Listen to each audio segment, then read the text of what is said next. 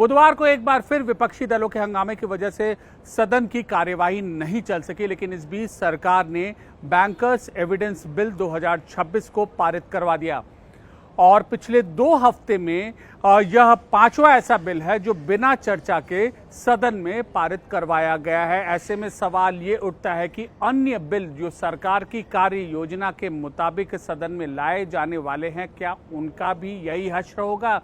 क्या उन पर चर्चा होगी या नहीं?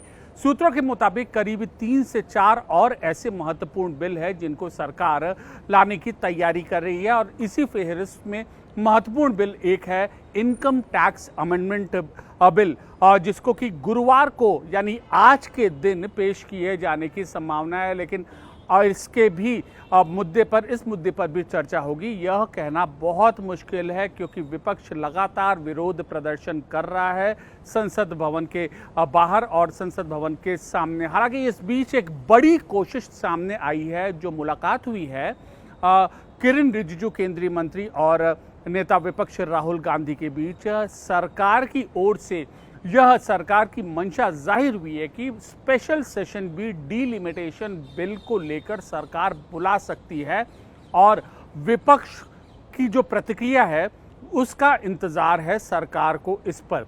सरकार ने अपनी इस मंशा के बारे में सूत्रों के मुताबिक विपक्ष को अवगत करा दिया गया, लेकिन विपक्ष के रुख, विपक्ष की प्रतिक्रिया का इंतजार है, तभी इस स्पेशल सेशन के बारे में अंतिम फैसला हो पाएगा। लेकिन 2 महत्वपूर्ण बिल ऐसे हैं इनकम टैक्स अमेंडमेंट बिल के अलावा जिन पर सबकी नज़र रहेगी। एक है FCRA कानूनों के बदलाव से संबंधित बिल और दूसरा डीलिमिटेशन बिल यानी कि परिसीमन बिल। और इनको लेकर ये बिल कब आएगा?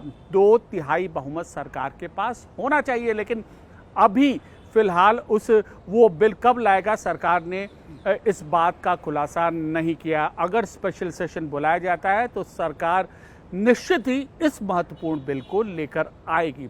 सबसे पहले दरअसल सरकार की पूरी रणनीति क्या है? सरकार विपक्ष के रुख को जानना चाहती है इस बिल के बारे में। जहां तक संख्या का सवाल है, सूत्रों के मुताबिक संख्या को लेकर सरकार पूरी तरीके से आश्वस्त है क्योंकि अब सरकार के खेमे में NCPI के जो सांसद हैं, TMC का बागी गुट, इसके अलावा शिवसेना उद्धव ठाकरे के बागी हुए 6 सांसदों, इसके अलावा कुछ निर्दलीय सांसदों का भी समर्थन सरकार को है और इसके अलावा DMK का भी जो रुख है बहुत ज़्यादा वह सॉफ्ट हो गया है। तो सरकार को उम्मीद है जब ये महत्वपूर्ण बिल वह सदन में पेश करेगी तो 2/3 बहुमत से उसके पारित होने का रास्ता बहुत आसानी से साफ हो पाएगा।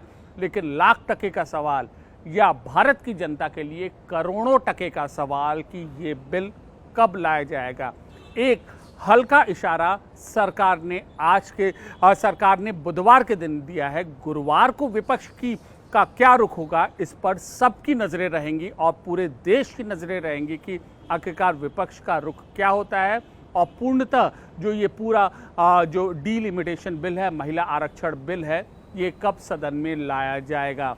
तो तमाम उठापटक के बीच तमाम जो एक रीच आउट की जो कोशिश है, अंडरस्टैंडिंग बनाने की कोशिश है, इससे पहले भी इस सत्र में एक बार और स्पीकर की ओर से सरकार विपक्षी दलों पर तक पहुंचने की कोशिश की गई थी, लेकिन सिर्फ और सिर्फ परीक्षा पेपर लीक रोकथाम जो कानून है, संशोधन बिल है, उसमें चर्चा के लिए विपक्ष ने दी। उसके बाद के बिल के लिए विपक्ष ने अपनी सहमति नहीं दी। अब ये दूसरी ऐसी कोशिश है सरकार की विपक्ष तक रीच आउट करने की, यानी विपक्ष तक पहुंचने की।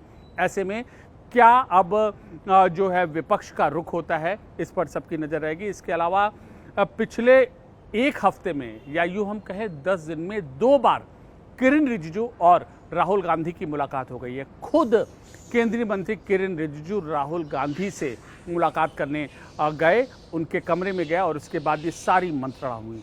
तो तैयार हो जाइए, गुरुवार यानी आज के दिन क्या होगा संसद में।